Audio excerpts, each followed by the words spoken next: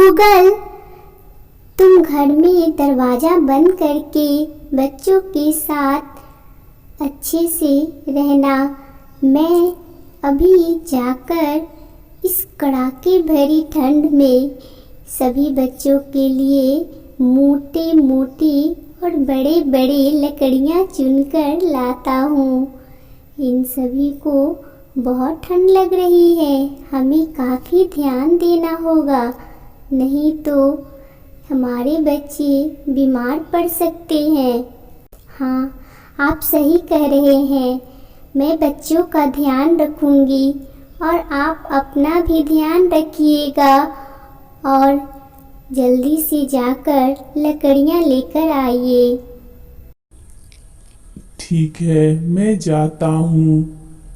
ऐसा कहकर वहाँ से गूगल का पति चला जाता और जाकर ढेर सारी लकड़ियों को जंगल में इकट्ठा करता। कड़ाके की ठंड और ऊपर से बहुत सारे बर्फ गिर रहे थे। बेचारा थका हुआ भी बहुत ज़्यादा था क्योंकि उसने बहुत सारी लकड़ियाँ इकट्ठा की। काफ़ी समय होने पे लकड़ियों को अपने सर पे गठरी बनाकर रखने ही वाला था, पास से एक जंगली जानवर आता हुआ दिखाई देता और वह जानवर इस पक्षी को देखते ही इसकी तरफ लपक पड़ता और इसे अपने दांतों तले दबा देता और चटकर वहीं पे उसे लेकर अपने घर में चला जाता। काफ़ी समय होने पे गूगल अपने पति का इंतज़ार कर रही थी, पर रात हो जाता और उसका पति घर वापस नहीं आता। भी रोने लगती।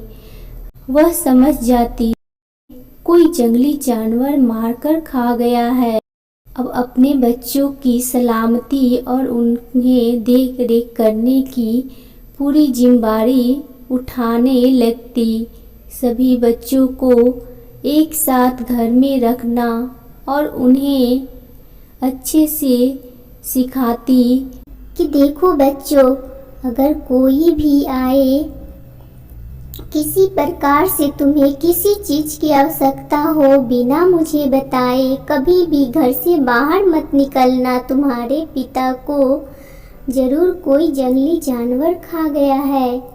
इतने समय हो जाने के बाद भी तुम्हारे पिता अभी भी घर वापस नहीं आए हैं। अब तुम लोगों को अपने सतर्कता से रहना होगा। मैं अब अकेले पड़ गई हूँ, तुम्हारे देख रेख मुझ पे आ गई है, इसलिए तुम सब आपस में मिलकर बहुत अच्छे से रहना। मैं ढेर सारी जलेबियाँ बनाकर बाज़ार में बेच आती हूँ। जो भी पैसे आएंगे उस पैसे से मैं तुम लोगों को खाना, कपड़ा और सुख सुविधा दे सकूँगी। सभी बच्चे माँ की बातें बहुत ध्यान से सुन रहे थे। वे सभी डरे हुए काफ़ी थे क्योंकि एक रात में ही उसके पिता गायब हो चुके थे। अब माँ की सारी जिम्मेदारी देखकर बच्चे भी माँ की बातें ध्यान से सुन रहे थे और समझ भी रहे थे कि माँ काफ़ी दुखी हो गई है, हमें माँ को अब सताना नहीं चाहिए। हाँ माँ, आप चाहिए मैं भगवान का नाम लेकर इस घर में बैठे रहूँगी। मुझे कुछ भी ज़रूरत हो मैं बाहर नहीं निकलूँगी। आप जाकर अपना ध्यान अच्छे से रखिएगा।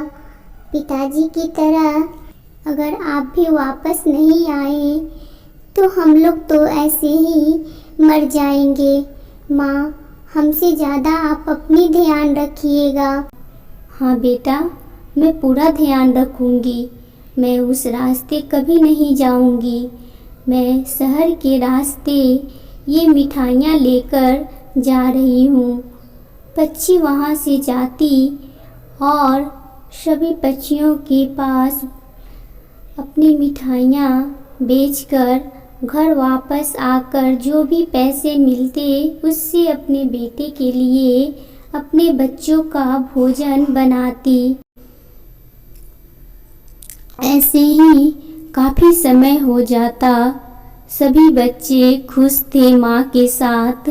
पिता की यादों में गम एक बैठा रहता। सभी की मनसा होती शायद पिताजी एक न एक दिन जरूर घर आ जाएंगे।